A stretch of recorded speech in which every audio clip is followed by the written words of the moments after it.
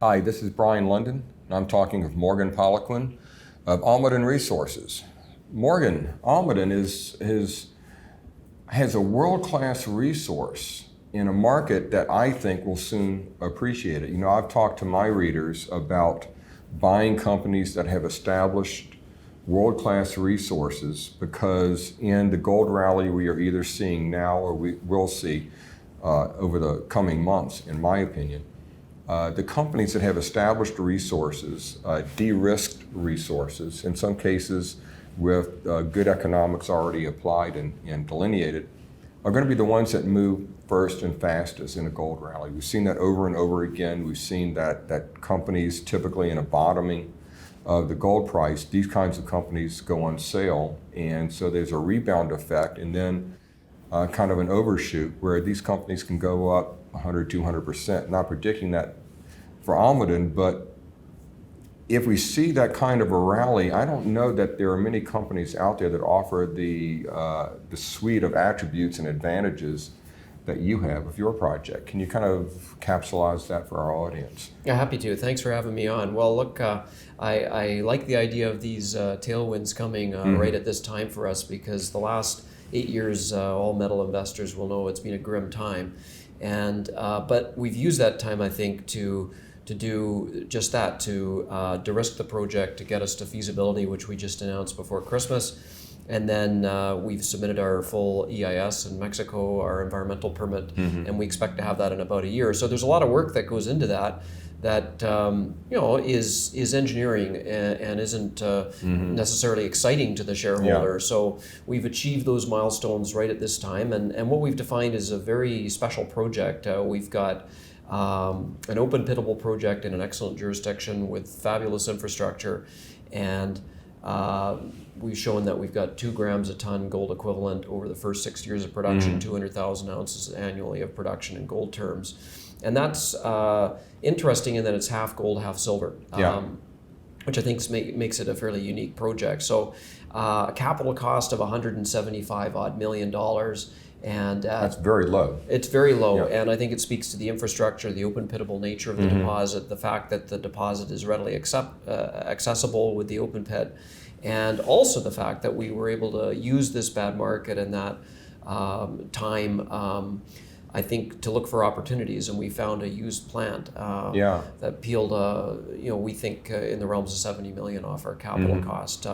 So that's why I really like the idea of tailwinds, a better gold environment, that because we have completely de-risked this project and we're a couple of years away from pouring metals. I think that's one of the two things that people don't really realize about Almaden. People have been following the story for years as I have and my readers have.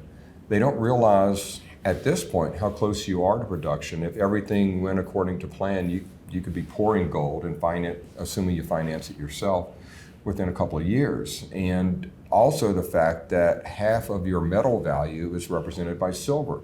So that's tremendous leverage because it's very easy to see silver doubling in price much more easily than gold doubling in price. Silver moves more than gold on a relative basis in an up market.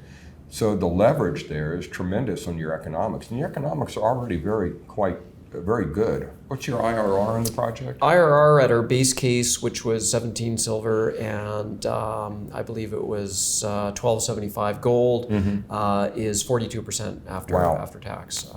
So it's front end loaded, which is really exciting for quick payback and low risk profile. But you're right, the silver is something that I think is overlooked a little bit because we've had such a bludgeoning effect in this market on silver. Silver seems to, as you say, go past gold, but it also seems to go below gold, is what... in both directions, But, and so people tend to look at us from a gold point of view, but it's really reasonable. It's 50-50 value per ton gold and silver.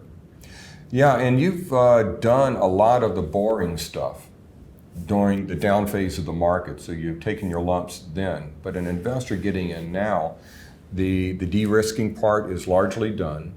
You've got the upside, hopefully, of better metals prices and your leverage to those metals prices.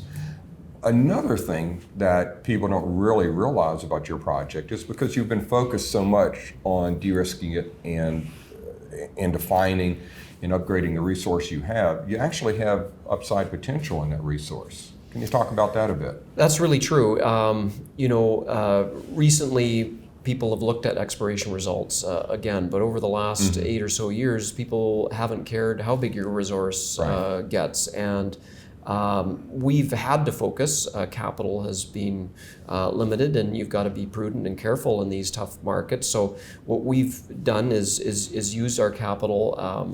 Our shareholders, investors have been a big chunk of that, and signaling that is on de-risking the resource and moving through the various stages of feasibility, working on the environmental side, the long lead baseline studies you need.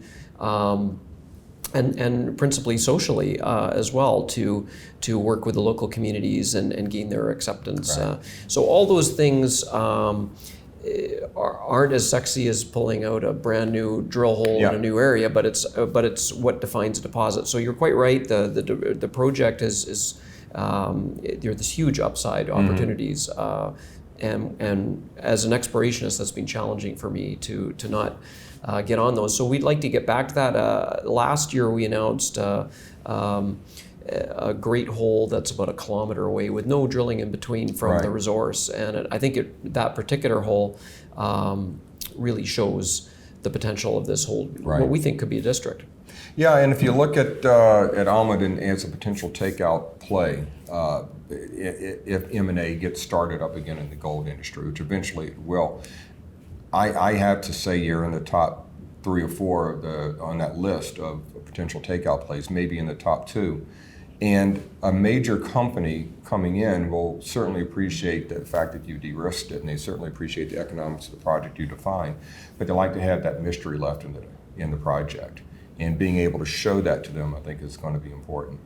Absolutely, I completely agree, and we'd like to try to flesh that out for our shareholders as well as for a greater understanding of what this project can be. Because I'm convinced over time we have holes that are underneath the pit that have showed high grade continuing to depth. We've got new veins that we discovered over the last few years that are parallel to the known main vein system. So it's wide open.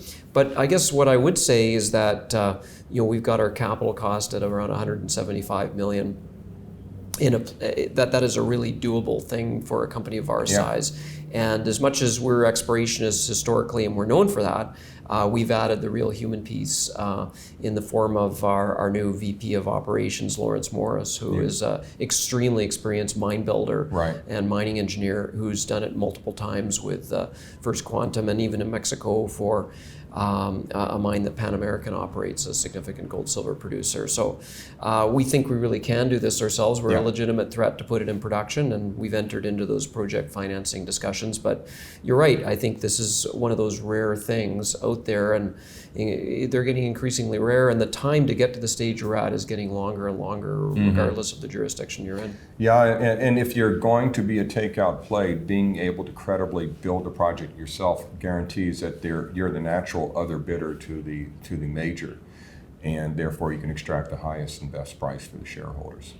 Morgan, thank you so much. A wonderful company, wonderful project. We're looking forward to the next few months and seeing what's going to happen in this much better gold and silver market, we hope. I look forward to that. Thank you so much for having me on. I appreciate it. Thank you.